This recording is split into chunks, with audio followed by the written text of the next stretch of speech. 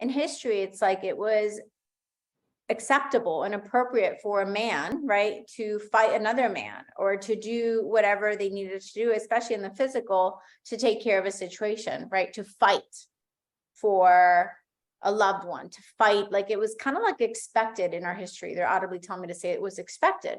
Like that's the role you have to play. But when it came to a woman taking that role and taking those steps, it was very much frowned upon, right? Very shamed. And like, that is not acceptable. It goes back to a little bit of what we talked about, like a lot of times, whether it led to that or just led to just standing up for yourself. And it's unfortunate because it does happen now. Thank you. And some people may call it gaslighting. I'm not saying that it's always the case, because sometimes it's not acceptable and sometimes it is, and then it's gaslighted, right? Like, well, you're just acting crazy, or you're like, what's wrong with you? But if it was someone, a man expressing himself a certain way, it would be made acceptable, right? But it's interesting to witness, and it's part of what we're talking about, is that this is a ray that is, it's about time for you to take time to love it, appreciate, and understand that it's destined to be owned.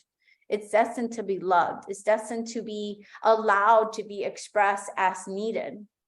And it's allowed to be accepted. And I think that, thank you, part of why they added that idea of like where you owned it, but then you had to like explain yourself instead of just owning it.